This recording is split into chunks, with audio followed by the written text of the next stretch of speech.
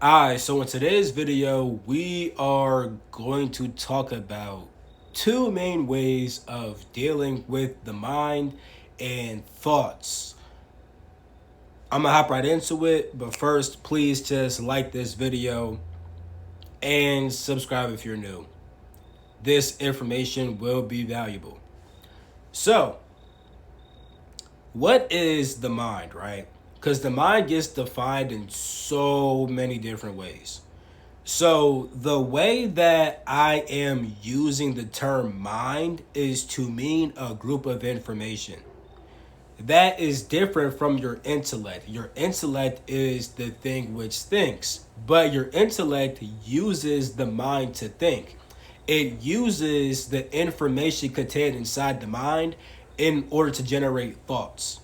Now, you also have a soul. Your soul is the awareness, right? It's an individualized focal point of awareness. And if you did not have a soul, you would not have a mind. That's why some cultures say mind, body, soul. Some say mind, body, spirit. Some say body, soul, and spirit. I like that one the most because they all say the same things. They're just using different terms to mean the same thing. Pretty much because the soul is an awareness, it has the ability to observe. And when the soul observes something, it's able to see the soul also has intelligence. It has the ability to know things. So once it observes something, it gets a certain knowing about it. That knowing becomes information.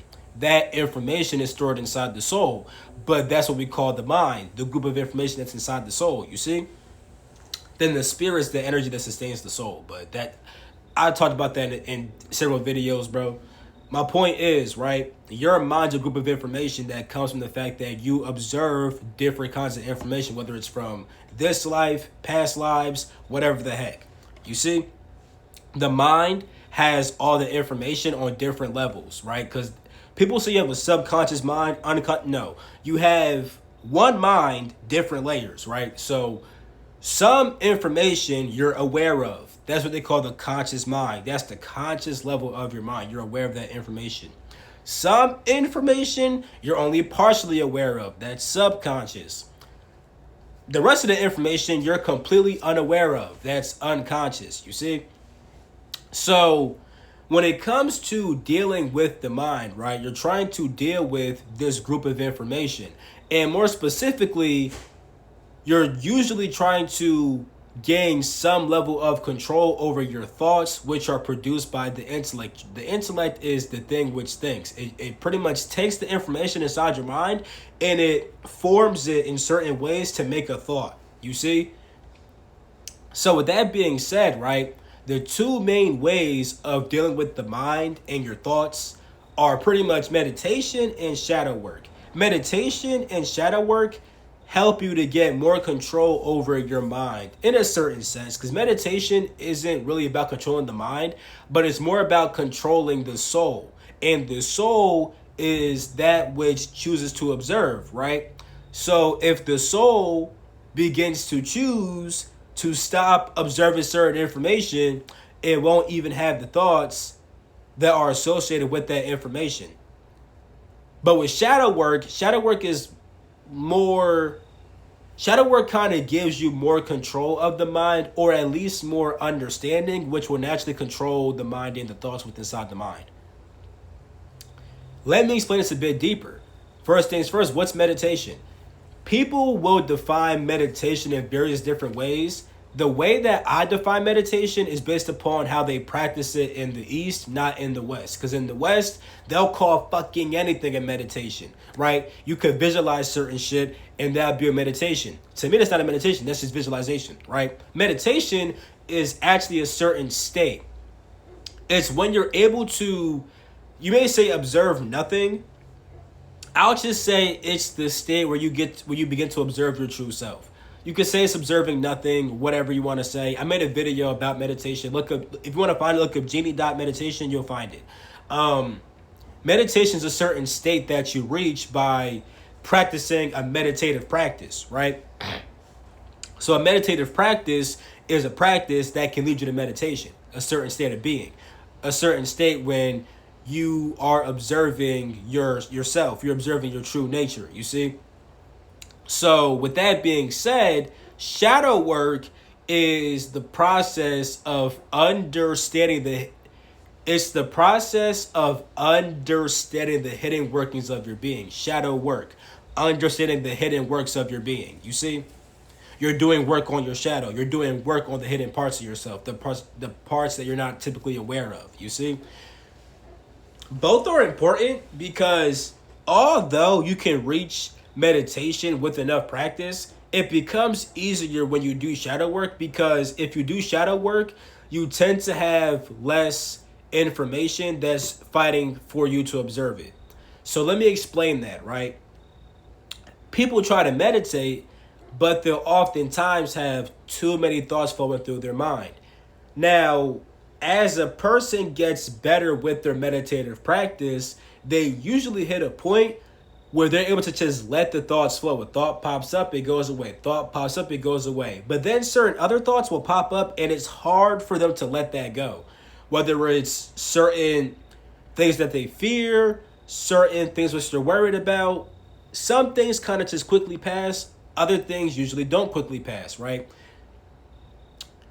This is where shadow work comes into play. You see, when you do shadow work, right, specifically on your mind, you begin to understand the information inside your mind that you're not usually aware of.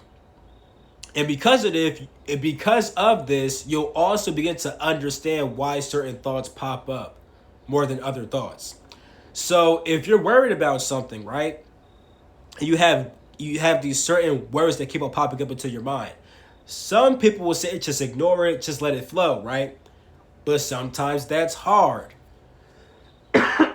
If you realize that it's hard for you, what you need to do is to sit down and realize, damn, let me understand why I keep on having these thoughts. Why do I worry about this so much?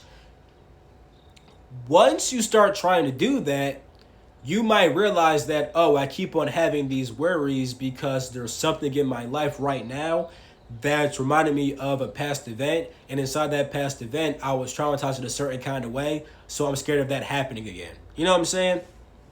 Once you realize that, you're like, damn, okay, I had a certain event that traumatized me. What happened inside that event? Okay, why did I react in that way?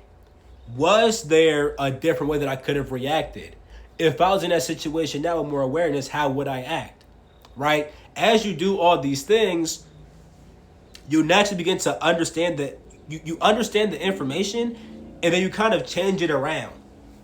Because before, the information is just trauma. You know what I'm saying? It's a whole bunch of worry for whatever reason. Usually you don't really know to do shadow work. Once you do shadow work, you know, oh, I was worried because in that moment I felt weak. In that moment I didn't know any better. In that moment, I was being deceived by somebody else, so I didn't act how I thought I should really act. Whatever it is, right?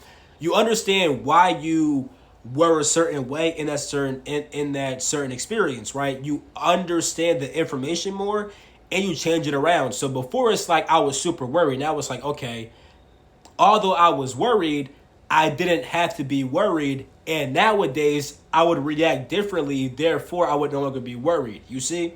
So you change the information. You see? You're able to have it pop up. Before it's just a whole bunch of worry. Now it's a whole bunch of understanding. You see? And because of that, when you go to practice your meditative practice, those worrisome thoughts won't pop up. Or if they do, they pop up less. And it's easier to let them pass because now you understand where it's coming from. And you understand, and you also changed it around inside your mind how you relate to it. Because that worry, like I said, could have came from a past experience. Before, you may not have been fully aware that these thoughts of worry came from. And by the way, it don't gotta only be about worry. It could be lust, it could be anger, it can be fear, it could be sad thoughts, whatever it is, right? Whatever thought's hard to ignore. Right now, I'm just using worry. Before you just had these worrisome thoughts popping up without really understanding why.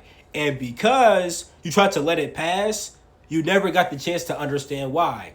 But now that you understand why, you connect back to the unconscious information.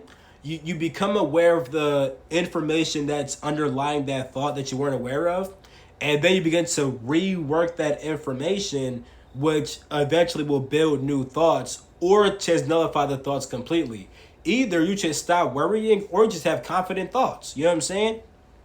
And now you let those pass more, and now you can just meditate. But meditation is still important because some people will say, be careful what enters your mind, right? Which you should be vigilant, right? You should be conscious of what's entering your mind, and because it's not just about what enters your mind, it's also about how you interpret what enters your mind, because certain things enter your mind and you'll interpret it on unconscious levels and not even be aware of the perception which you made to that event. So like, for example, with fast food restaurants, right? You guys might have heard about how they use certain colors to invoke hunger. You know what I'm saying? So when you see the McDonald's sign and the colors of the McDonald's sign, the colors of it could go straight to your unconscious, right? It could go to the unconscious levels of your mind and make you start craving food. You know what I'm saying? And if you're not that aware, you just see McDonald's, want food, get some food. But if you're vigilant, you're like, oh, I see these colors. Oh, these colors invoke this response. I can now change that. You see? So it's not just about watching what enters into your mind. It's also about watching how you're perceiving that which enters into your mind. You see? But anyway, people say to watch your mind, which is important. But you do realize that if you become the observer, you can just observe something else. You see? You can just observe something else. You don't have to observe the information that's stored inside your mind, because the mind's a group of information. You don't have to observe that. And if you do observe that, you can observe different levels of the mind. You see?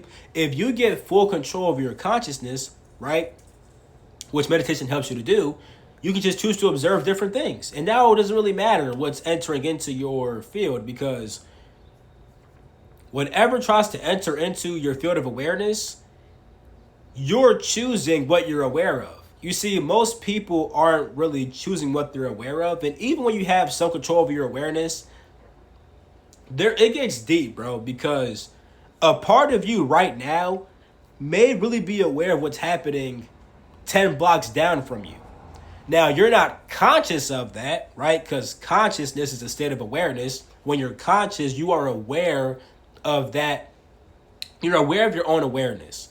So right now, your awareness is your ability to perceive, right? So there's certain things which you perceive on certain levels, which you're not even aware that you're perceiving. You're not conscious of it. When you become conscious, you are aware of what you're perceiving, you see? So certain things could be, like right now, there could be certain beings around you, which some part of you is aware of, but you're not conscious of that because you're not aware of that awareness. My point is, though, that the more control you gain over your awareness, you're able to choose what you want to perceive. And even if something is inside your field of awareness, you don't have to perceive it. You don't have to become conscious of it. Like, for example, I just mentioned that there's likely certain beings around you which some part of you is perceiving, but you're not even conscious of it, right? When you get more control of your awareness, you might realize what beings are around you, but you could still choose to just ignore them and observe something else, you see? So that's why I brought up how meditation and shadow work are two ways of dealing with the mind, the intellect, and your thoughts.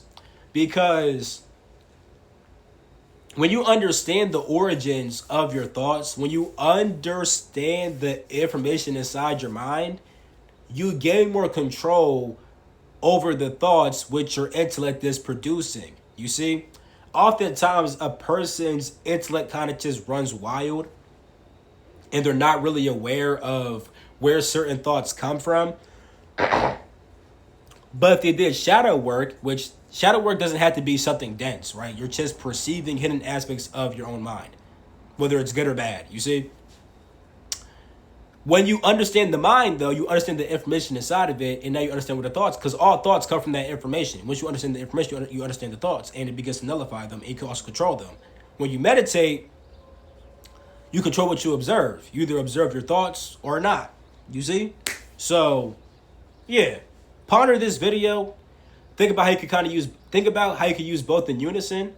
And like this video, subscribe if you're new. I'm about to end this video. I love you. Catch you. Peace the freak out.